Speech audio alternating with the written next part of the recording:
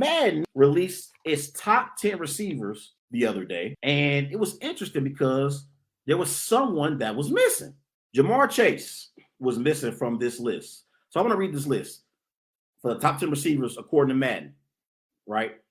Devontae Adams, he comes in at 99 overall rating. Second time in a row where Devontae Adams has cracked the 99 rating club.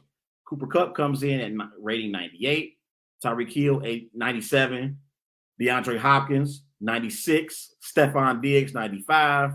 Justin Jefferson, 93. Mike Evans, 92. Terry McLaurin, 91. Keenan Allen, 91. And Amari Cooper at 90. So Madden rated JaMarr Chase at 87. And so JaMarr Chase went on Twitter and he said, quote, "I'm going to keep working. Extra motivation." So let me be very, very clear.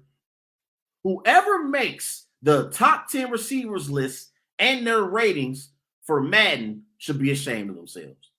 They should be ashamed of themselves and they should be banned from rating players on Madden. Not having JaMarr Chase in the top 10 receivers is ridiculous. JaMarr Chase is easily a top 5 receiver in the NFL. Let's talk about JaMarr Chase in his rookie season last year with the Cincinnati Bengals. JaMarr Chase had 81 receptions, 1,455 receiving yards, 13 touchdowns. He also won Offensive Rookie of the Year. Let's go over some of these records that JaMarr Chase broke in his rookie season, shall we? He had the most receiving yards in the game by a rookie with 266 yards receiving. That was the game against Kansas City Chiefs, I believe, last year. He has the most receiving yards in a season by a rookie with 1,455 receiving yards. He has the most receiving yards in a postseason by a rookie with 368 receiving yards. This brother had more 200-yard receiving games than Randy Moss did in his entire career in his rookie season. And then there was a poll that recently came out where NFL executives, coaches, and players, they ranked the top 5 receivers in the NFL. Here's the list. Devontae Adams, number 1. I agree. Cooper Kupp, number 2. I agree. JaMarr Chase, number 3. Justin Jefferson at number 4. And Tyreek Hill at number 5. I think based on just last year alone, the only receivers that I'm taking over JaMarr Chase is Devontae Adams and Cooper Kupp. Those are the only 2 receivers I'm taking over JaMarr Chase right now. JaMarr Chase is a dynamic receiver in the open field. I believe outside of Tyreek Hill, there's not a faster receiver in the NFL. It's not. Outside of Tyreek Hill, JaMarr Chase is the fastest receiver in the NFL. And I just think this is ridiculous that Madden didn't have JaMarr Chase in their top 10 receivers. It's crazy. Rating 87? Are you kidding me? That's insane. So the question is, who would you take off the list? I got a lot of respect for these 2 players I'm about to name, but it's 2 players I would take off the list to put on JaMarr Chase on this list.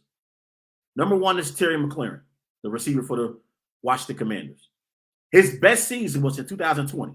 McLaurin, he had 87 receptions, 1,118 receiving yards, 4 touchdowns. His last 2 years, he's had a total of 9 touchdowns. JaMarr Chase had 13 touchdowns in 2021 alone. Let that sink in. The last 2 years, McLaurin has had 9 touchdowns. Chase had 13 touchdowns last year alone. I think McLaurin should have been taken off the list. Let's get to Amari Cooper. Amari Cooper hasn't had a 10 touchdown season yet in the 7 seasons he's been in the NFL. JaMarr Chase had 13 touchdowns last year. Amari Cooper hasn't had a 1,200-yard season, let alone a 1,400-yard plus season like JaMarr Chase had last year. Amari Cooper only had 81 catches or more twice in his career. Chase had 81 receptions last year alone in his rookie season. So I think you can make an argument that JaMarr Chase had the best rookie season of all time. And his rookie season is better than any season McLaurin or Cooper has had in their career. It's ridiculous that man doesn't have JaMarr Chase on their top 10 receivers list